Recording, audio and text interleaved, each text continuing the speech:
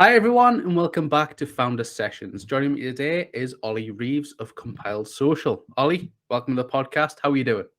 Yeah, not so bad. Thanks, Carl. Thanks very much for having me. Great to have you on. And we are just talking off there, I'm going to convert to be a customer of Compiled. Tell us more about Compiled, and then we'll get into why I'm switching over. Yeah, absolutely. So I started Compiled in 2017. It's a tool which allows creators and businesses to create one link to all of their online content. So as you can imagine, people like you and I, we're on Twitter, we're on Facebook, we're on LinkedIn, but it's difficult if you're sort of networking with somebody or you want to, help somebody find you or your business online. It's like, what do you send them to? Do you send them to Facebook? What if they don't use Facebook? There's a bit of a gap there, and that's where Compile comes in, the gateway to all of those platforms. So it gives the audience the choice of where they want to follow you. Yeah, and it's your competitors out there are like Linktree and the like. But we were just talking again off camera is the differences between Compiled and Linktree. Do you want to talk us through those differences? Absolutely, yeah. So Linktree started, I think, in 2016. Compiled started a year later, and Linktree sort of weren't quite as big as they are now back then. I'd say the biggest difference is Linktree have very much gone down the creator route. So they target sort of Instagram influencers and that kind of thing.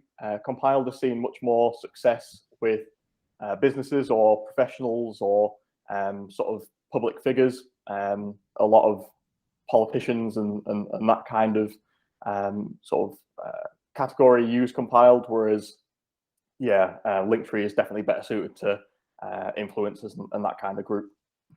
Yeah, and the thing with Linktree, great platform, it does the job, but there's a few factors that sort of limit people. And I was saying there before, the design aspect, being locked into those sort of templates. Yeah, they're beautiful and stuff, but when you have a business that is really on brand, Compile is different in that way. Am I right? Absolutely, yeah. I think you've hit the nail on the head. I think, as I mentioned, that it's the most common piece of feedback I receive.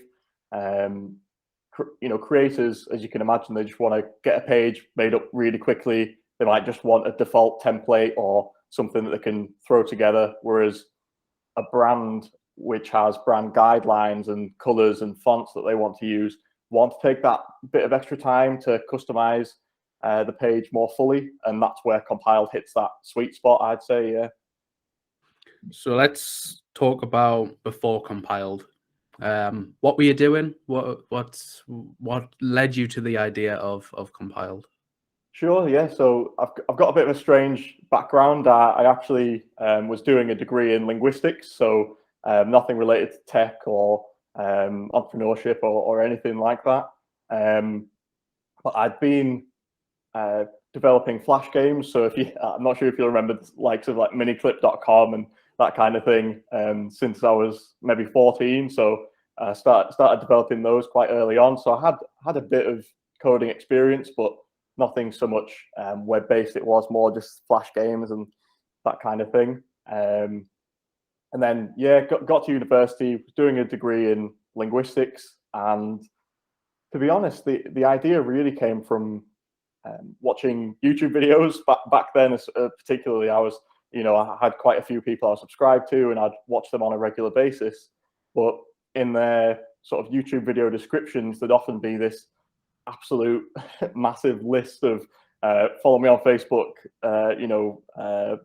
like my posts on Instagram, etc. And it just came from a sort of aesthetics thing. I think it was, that doesn't look that pretty really, and it's not the easiest for someone to read and find out what link is actually which. And then I just got thinking, and I think it was actually in a conversation with my dad, which, as you do, you run these things by your family members, I think. And I mentioned the idea, and he just said, why not do it?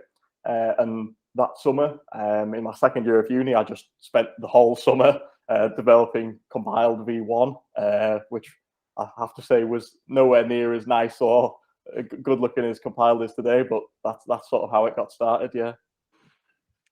Brilliant. And obviously, you asked your dad, and obviously with parents, they either say, "Yeah, it's good, just crack on," or, did you have any other conversations with people, friends, maybe potential users? What was sort of the feedback from them? Yeah, well, I've just realised I've fallen into the mum test whole trap there, haven't I? I've gone and asked my dad, but I'm sure I did. It's hard to remember, to be honest, but I did have conversations with just about anyone I could get hold of, and that summer, that's what I dedicated that summer to in its entirety. But I think my priority was, and I still sort of believe in this to this day. I totally believe in market research, validating the idea and value proposition. But in my eyes, if I could get a minimum viable product out as quickly as possible, even if it was the most basic thing ever, then I could test the responses to that. And that's sort of what I did. So as I mentioned, the sort of V1 of compiled, to be honest, it was terrible. But the fact that it was terrible and I managed to ask a few questions around it and prod ideas out to people, I could then iterate from there, if that made sense. Yeah, I think a lot of startups, they test and test again, but sometimes, like what you did, you just need to get it out there. Yeah, it's a So funny one. it is, because people kind of are scared of it, aren't they? They don't want to put something out there and the person absolutely hating it, and then that's their perception of you forever. But I think taking the leap of faith, especially as a solo founder, and now to where you are, is huge learning curve, and it's been a positive one as well. So in the original version of compiled, obviously now it's much better. You can fire people off to Facebook, Instagram, whatever. Back then, what did it look like? Honestly, I think if I show you a screenshot, you'd wince and cringe at how the UI and that side of things was laid out. I think back then it was literally it was just about they could paste a load of links onto a web page, and I think that's as sort of advanced as it got. And to be honest, it's interesting what you mentioned there about what people will think of you and how people will see the brand, especially if you release something that you're not quite proud of. Because to be honest, just as you were saying that, I was reflecting, and some of those users who signed up in 2017, when it really was the most basic kind of platform you could imagine, have ended up being my most loyal sort of customer base. And I think that's because you're able to generate this feeling that they're part of the journey, and of course they are. They're your sort of they're the people who sort of end up vouching for you and can say, oh, I've been using this platform since day one, and in 2017, and look at how it's grown and improved. So it's a funny balance, but I think if you can get an MVP out there, I'd say it's always a good option. Yeah, and especially getting what you did, getting those early adopters in, because those are the ones that you can really lean on. I'm probably guessing that you speak to these early adopters often. Absolutely. So I'm a big advocate of sort of user-centric design and all those sort of terms that are sort of thrown about. But I think it's unbelievably true. Just about every single decision I've ever made with the platform has been based on the conversation I've had, and it's normally with one of those early adopters, as you say.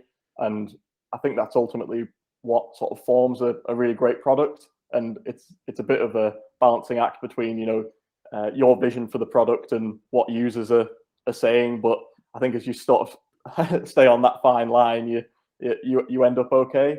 Particularly as a solo founder, that feedback from those early adopters has just been invaluable, and still remains invaluable to this day, really. No, that's brilliant, because I've seen a lot where I think it was James Allen in the past podcast says for his product he built a developer's app, so it was the app but in his vision. Right. Yeah.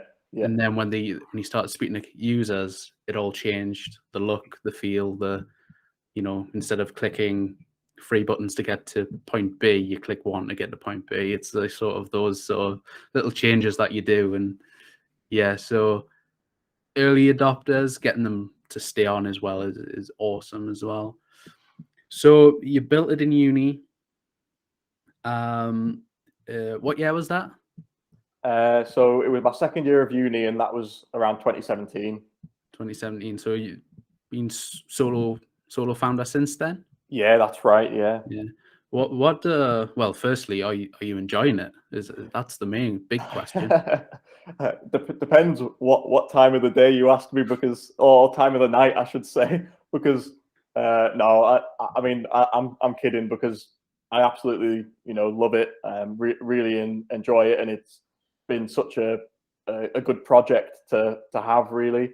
But of course, there have been times where it's been 4 a.m, so something's gone wrong. There's been a bug, and you're as a solo founder, there's no other option than to sort of fix it yourself. But at the end of the day, it's all worth it for sure. To be honest, the only regret I have is not doing more. And to be honest, and by that I mean, starting earlier if possible, and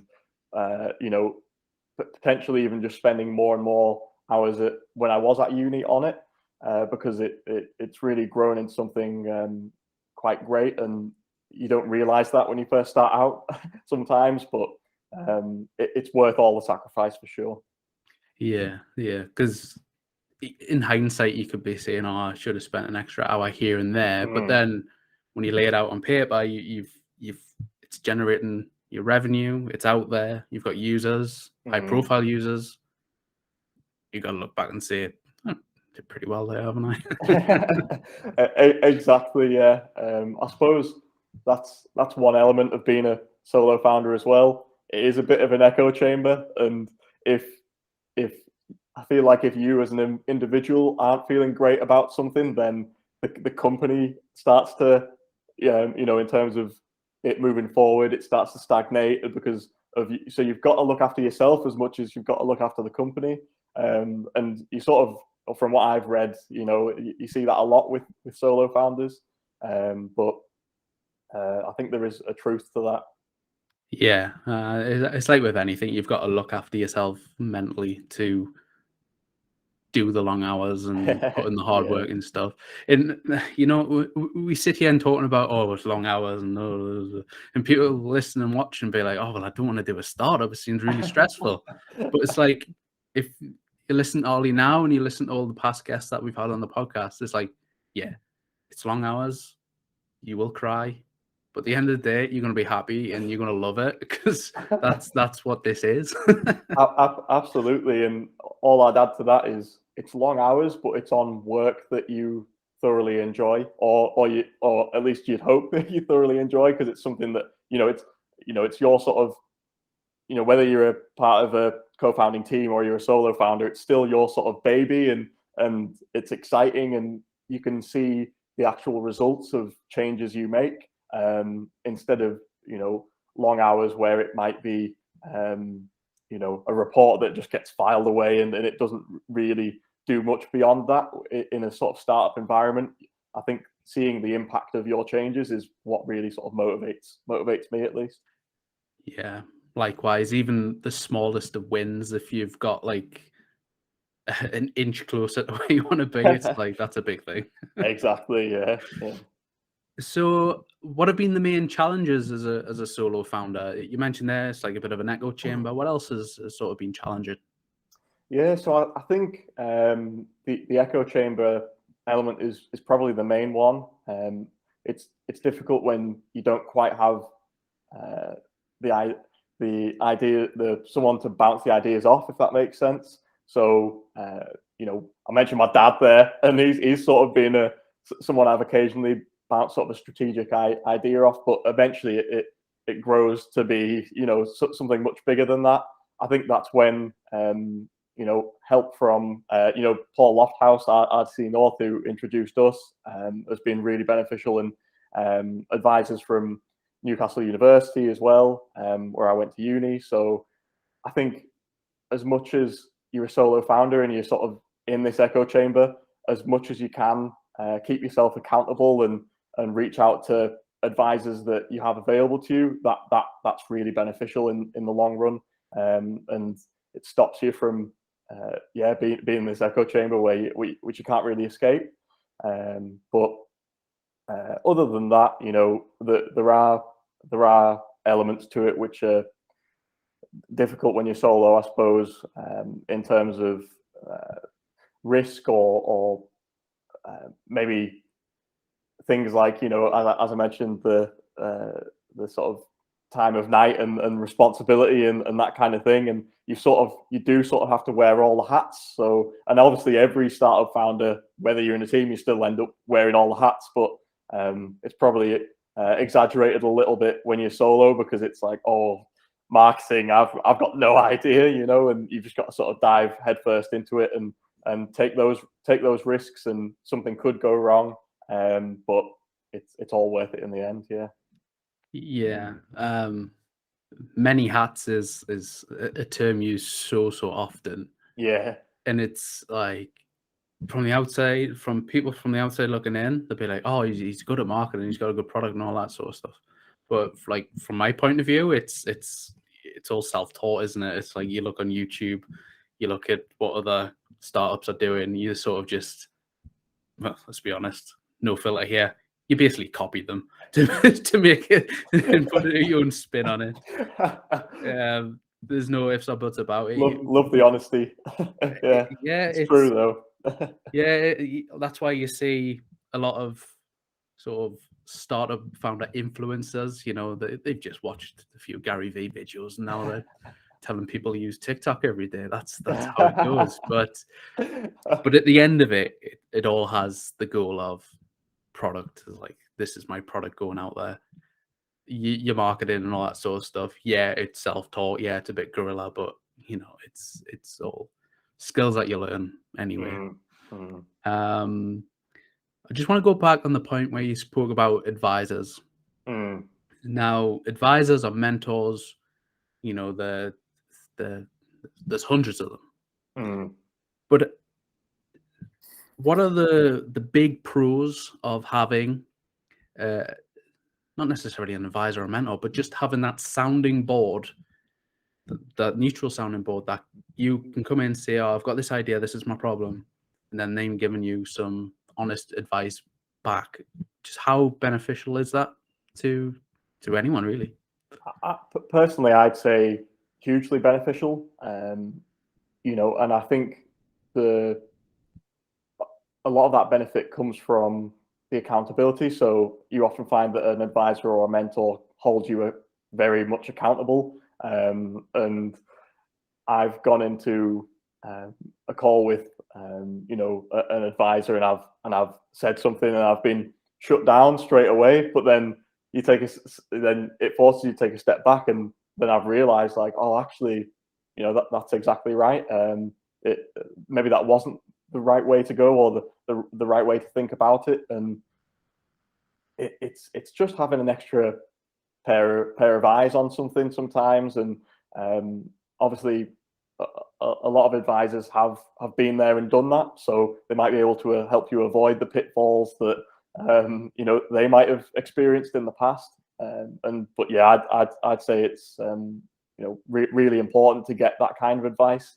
And everything is self-taught at the end of the day, as you sort of described there, and learning off other people or learning from people who've you know, had the experience before you. It's really important to do that.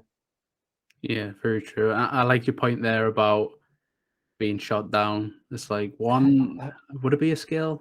We'll just say it as a skill. One skill you need to learn as an entrepreneur is learn to be humbled, because you'll speak to hundreds of people, you know, whether they're on the same journey as you or they've been there, done it, and, you know, got the t-shirt and all that jazz. If they shoot down your idea, don't don't take it as a knock on you. It's coming from a place of like genuine feeling, and we've been here, so this is why we're shutting it down. Yeah, it's never a nice feeling on the spot, as we both know, but it helps you grow and learn, doesn't it? Oh, definitely, yeah. I mean, I can think of one example off the top of my head. Ever since I started Compiled, just about, and this is from users, from advisors, from friends. Why have you named it that? Why have you named it Compiled? You know, and since I've thought, oh, you know, talking about building a product as a developer, compiled's a pretty technical word, and you know that's probably a mistake I made from day one. And sadly, it reached a point where it was like, oh, could I rebrand now or change the name now? It might be a bit difficult, but again, you know, as you describe, I didn't take that.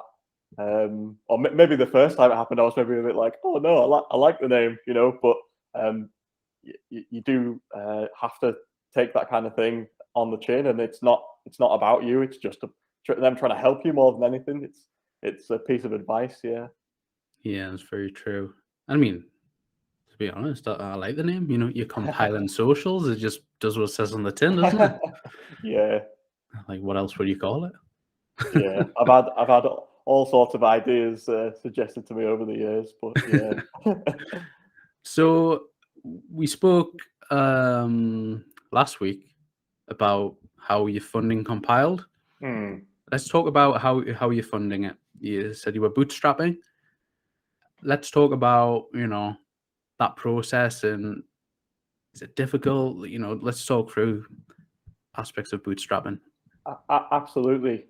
So to be totally honest, when I first started Compiled, I probably didn't even have awareness of, or I certainly didn't have the knowledge I do now of, you know, opportunities to fund a business or options around that. You know, the only way I had in my head was to bootstrap.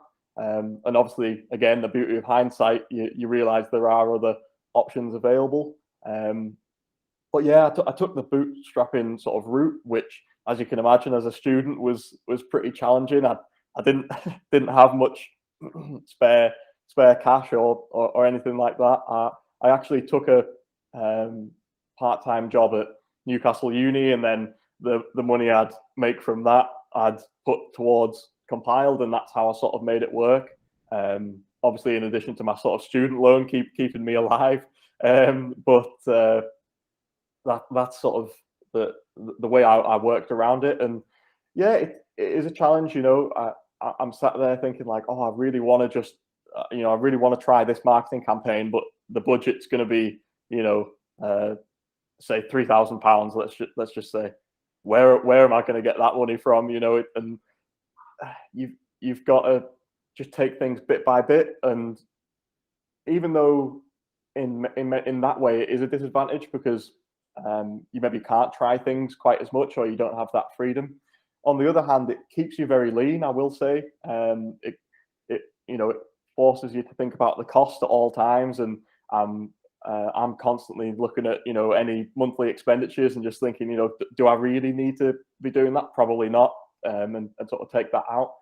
And then I suppose on the same theme of marketing, you do sort of explore more guerrilla marketing ideas, or things where you don't have to sort of, you know, get your wallet out. You can get a viral loop going from early adopters, for example, is a method that I found really successful. You know, getting people who already use your product to sort of help market it for you or on your behalf, and that's really worked well for me, and that's, you know, very low cost. But yeah, so bootstrapping comes with both advantages and disadvantages, I'd say.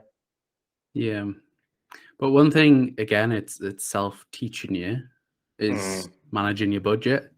It's like, do I pour £20 in here, or do I pour £20 in here? It's sort of the sort of probably the weekly scenarios that you find yourself in as a bootstrap founder.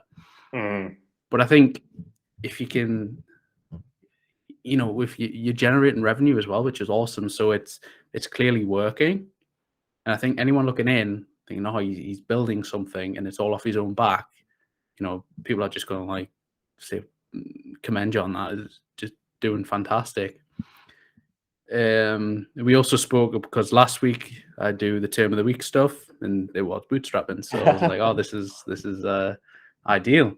And do you really get granular with the bootstrapping forecasts? Are you working out your food budget for ramen noodles and things like that, like we mentioned? I was at one stage, yes, I have to say, and I remember having conversations where I was joking. You'd go into the shops and it's like, oh, I want 2 packets of crisps, but I can only afford 1. So there was that, certainly a phase where it was like that. But again, it's a great story. It forces you to stay very lean and to budget, as you say, and as you mentioned, from people outside looking in are always really supportive. I have to say, that they tend not to question it. They tend to applaud the risks that you take and that kind of thing. Just so I'm just trying to speak to potential viewers who are thinking about bootstrapping. Like I'd say absolutely go for it, and it's worth the living off pot noodles occasionally. It's worth that sacrifice. Yeah, and I think it shows your unquestionable passion for it, because you would buy that extra bag of crisps if you weren't passionate about it, but you are passionate, so you just stuck for the one. yeah, it's that kind of thing. Yeah, I love that. That's brilliant. And throughout your time, what are sort of the biggest lessons that you've learned while doing this? That's a good question. It's difficult to pin it down to one thing at times, because there's just so much that you have to self-teach. I think for me, it just broadened my knowledge of running a business, of owning a product like Compiled.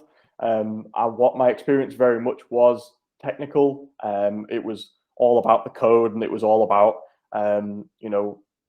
which button goes where in the nitty-gritty side of things, like that. Whereas this sort of broadened my view a whole lot, and I now spend as little time as possible on the technical side and coding, and force myself to spend time on marketing and sales and that kind of thing. And to be honest, you end up loving those just as much as you love the sort of original sort of discipline that you might have come from.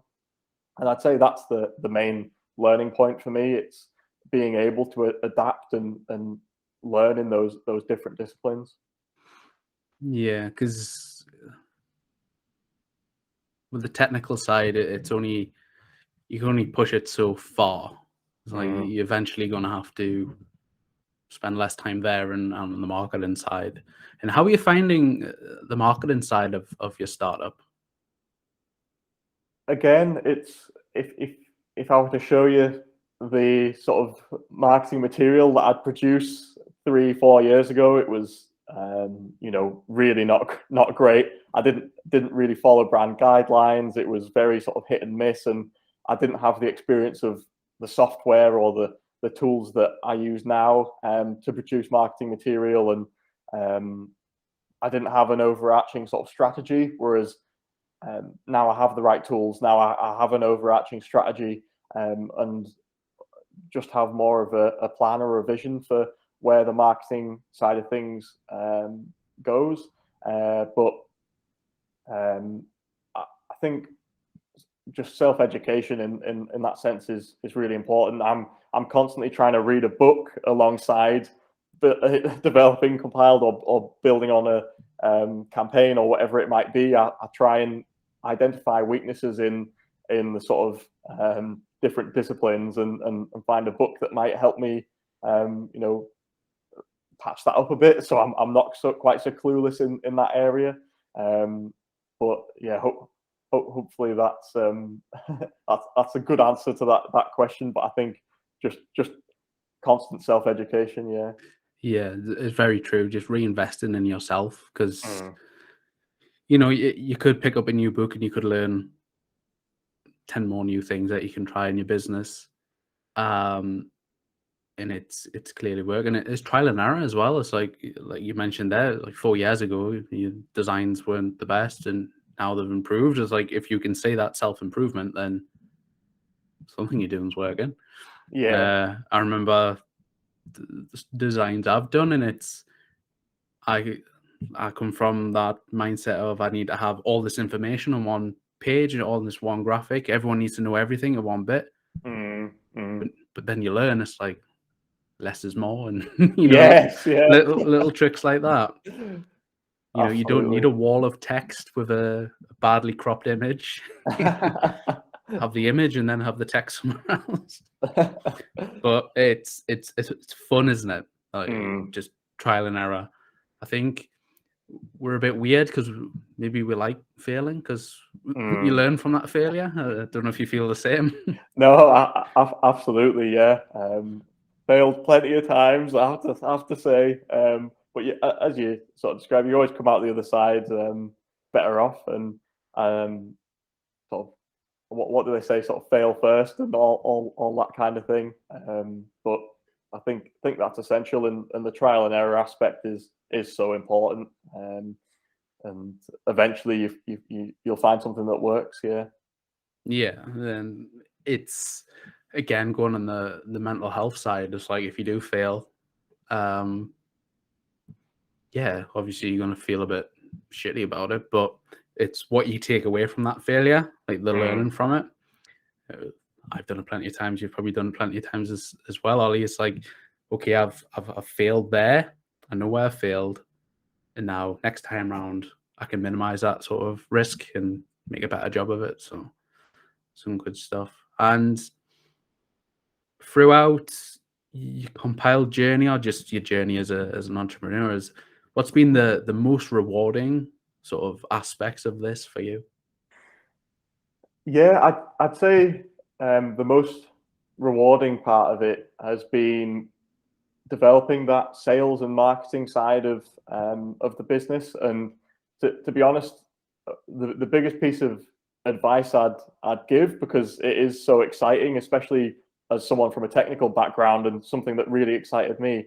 I got really into sort of cold emails, and really constructing these emails that were so personalized. And I'm certainly not an expert, but I failed and failed and failed with this sort of cold outreach, and I never got anywhere with it. And again, just through trial and error, made that learning, and then I managed to get some really, really high profile users on, just again through cold emails, and brands that are known worldwide. And I feel like I had this, and I'm not sure, but I assume some viewers would feel the same. As someone from a technical background, I had this idea in my head that some people or some brands were just unreachable. You couldn't ever dream of selling to them, or even getting through to someone who represents them. And the most rewarding thing for me has been the proof that that's not true. I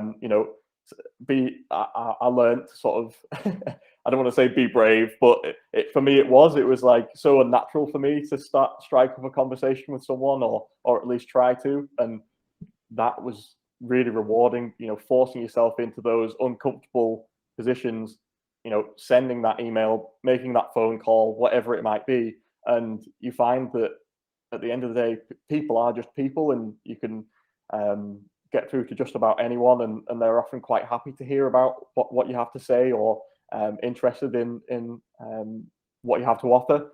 And it's not not always as sort of doom and gloom as I sort of originally saw it. But that's what was most rewarding for me. I've really been through that learning process, and I'm out the other side, thankfully now. Yeah. No, it's what I'm picking up there is the persistence. It's like you may not get an email back, they may not even open it, but it's that persistence of keep trial error, and it's sort of that getting over that fear of being taken seriously. That's sort of eradicated when you catch one, from your email. It's like fishing terms. You put it out there to catch a big fish, and then when one comes back, you're like, shit, what do I do now? I've got one. Exactly. Yeah. I want to talk on, obviously, from a technical side, and my background wasn't in sales at all. So how did you find selling in the early days? What were the feelings there? To be totally honest, and this is probably one of the failures that I did have. I didn't sell at the start. I didn't put any near as much focus as I should have done into selling, and that was a big pitfall. But once I forced myself and learned, I'm going to need to spend some time away from the tech and spend it selling. It felt very unnatural, felt very uncomfortable. As you say, felt like people wouldn't take you seriously, or you were just sort of going to be brushed off a lot of the time. But again, it's not the reality. People were always happy to hear from any sort of outreach that I did, and I almost find the sales side as fun as the technical side these days, which I would never have imagined a few years ago that I'd be saying, but I think that is true.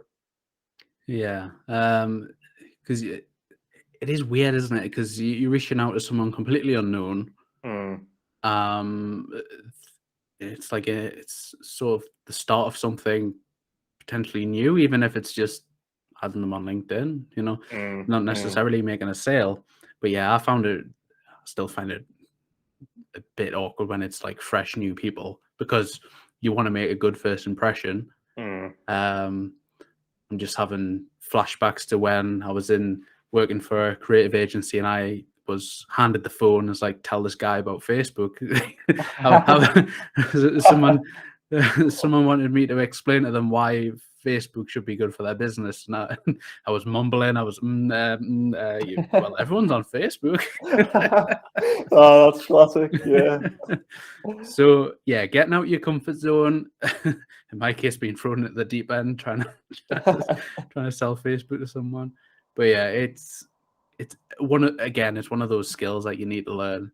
Sales, marketing. It's like you can spend so much on your technical aspect, but if you can't, market it or sell it properly, it's like it's never going to be perfect, is it? I mean, the sales pitch that you do could change next week, just to fit who you're speaking to. But it's never truly perfect, is it? You're always iterating on what you're saying or your messaging and things like that.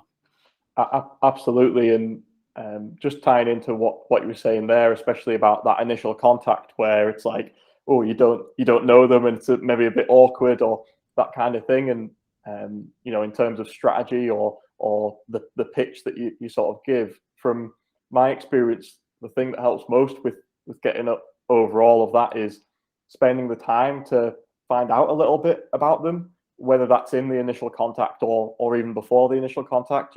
If they have a blog, read a few of their posts. If they've got a podcast, listen to a few episodes of their podcast, and that sort of pays them the respect of you not just sending them a random email, and they also appreciate that and respect that, and they're more likely to reply to you, I think.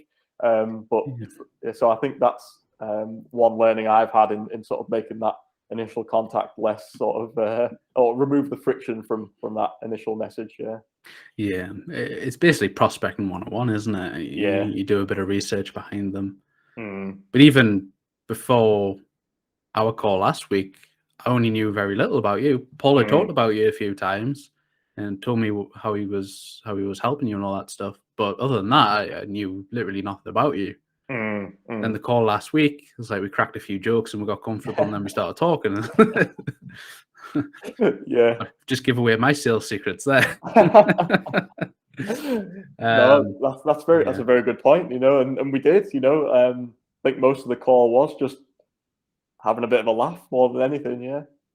Yeah, it's, I think, again, it's the relationship you build with that person, whether it be sales or getting a guest on a podcast or anything like that. It's like if you don't have that sort of rapport, then it's not going to go anywhere really. So yeah, some great tips, and the biggest tip from all of this is, you know, try it. If you fail, that's okay. Learn from it and try it again. Definitely, yeah, absolutely. So you mentioned some advice there before. Do you have any advice that's really helped you, and do you have any advice that you really want to pass on to people watching or listening? Again, there's so much. I'm trying to think. I think I've probably already touched on the biggest piece of advice, and that has come from encouragement from advisors and that kind of thing, and to really sort of get me out of my shell almost. To send that email, make that phone call. Don't hesitate or talk yourself down or out of it. You know, I don't want to go into the cliche of imposter syndrome, but it is almost imposter syndrome, and you can face that. But you know, try and avoid that as much as possible. Just take the leap and trust yourself. And at the end of the day, if it goes wrong, there's no harm done. There's never any harm done. Yeah, that's very true. And I think the leap of faith and all the other sort of sayings you can put on it, imposter syndrome and all that. Yeah, it's there, it happens, but you know, you're probably one button away from having a new client, or it's the way the world works. But yeah, it's easier to not do it. In some cases. You know, you could spend an hour writing a LinkedIn message to someone and then not send it. It's like, you've done all the hard work. The easiest part is just send it. Yeah, I'll tell you a funny one. This was back when I very much was still sort of trying to reach out to influencers or you know, people from TV and that kind of thing. And I actually sent an email to Katie Price, and of all people, and I actually got a response as well. And then, you know, there before you're like, oh, you're never going to get a response to this. You know, millions of followers, you know, massive following on social media, all the rest of it. And then, yeah, straight away got a response. Didn't ever convert into being an actual user or anything. But again, it was worth the conversation. It was worth the one or two emails back and forth. And I think, again, you'd be surprised of who you can reach. You know, never would have expected to be able to reach that kind of person. Yeah, you said it very early on, is they're just people. You know, it doesn't matter if their social status. If you've got something that solves their problem, then they're going to speak to you. But I've got to ask now, if you're name dropping people, who are sort of the celebrities or that you've got on compiled? Sure. So Government Department for Digital, the Prime Minister, the Chancellor, Savannah Clark, who's a musician in Australia, Dogs of Instagram, very popular Instagram account, or Luna Made Games, which is like they're a video game development company. I've never actually played one of their games. I really should. I should get one installed, but I know they're very popular. But yeah, I think that's off the top of my head. They're the sort of some of the names out there, and most of those did come just from a cold email. No, it's brilliant, and it's. Can you get a testimonial off the Prime Minister? Is that a thing? Yeah, just cheekily ask one. Hey Boris, well, you fancy doing a testimonial for it? yeah, yeah. No, I was fortunate enough to be invited to 10 Downing Street. So that was a really, exciting opportunity again. Something where if I'd not carried compiled out and sort of followed through with it, it never would have happened. I have never actually spoken to the Prime Minister or any of the politicians. To be honest, it's just they have teams that work around that kind of thing. But no, really grateful, to be honest, for them taking the sort of chance on compiled and on me. Yeah. No, it's brilliant to see. And this year, Ollie, 2022. What do you want to achieve? What do you want to overcome? Just let me know what your goals are. It's a really good question. I mean, personally, I'm actually a big fan of resolutions, and I've got my own sort of personal development resolutions that I've set for the year, and I'm constantly sort of working towards those. And those include reading books that I know are going to be helpful to me and that kind of thing. And in terms of compiled, it's currently sitting around 25,000 users, and as you sort of expect with these sort of SaaS platforms, the growth is often exponential, and I'm hoping to double that and work out the right path towards that. But I'd say those are my sort of goals at the moment. But we'll see. Every day is a new day, and I'm just trying to that iterative process and make most of every day. Yeah, that's very true. And are you one day looking to build out a team, or are those long-term plans? That's a good question. I did actually have an intern from Newcastle University join me for a few months last year, and that was really great. Really loved having someone to sort of help out, and they, to be honest, that's where a lot of the marketing knowledge I have now came from, because I was able to sort of learn from them, and that was fantastic. I think in the long term for compiled, I don't think it'll ever be a team project. I think it's quite self-serve, so it's managed very well right now with just the one person. But I do potentially see compiled becoming one of a suite of products or a part of something much bigger, in which case there'd definitely have to be sort of a team behind things, and it would naturally grow that way. But compiled in itself, yeah, it's just grown and scaled quite nicely with me behind it. Yeah, and what I like is, you've done it off your own back, you've bootstrapped it, solo founder, is you've got the freedom and control to make those decisions. Some people are a bit tied in with certain aspects, but from my perspective looking in, is like you've got a lot of options and a lot of good ones as well. So it's exciting times. You mentioned there you read a lot of books. I just want to know if there's any sort of books that have really helped you that people should check out. Yeah, sure. To be honest, a lot of the books I read, and this is quite a funny one, but I read the the 4 Dummies series, blah blah 4 Dummies, and that I think they're great. And I know they're designed for dummies, but to me they're very informational and actually help a lot, and they're quite easy reads. So if I'm interested in a new topic, that's what I jump into. In terms of sort of startup or personal sort of ambition, I read one last year called The Alchemist. I can't remember the author's name now, but the book's called The Alchemist. I think is it a novel?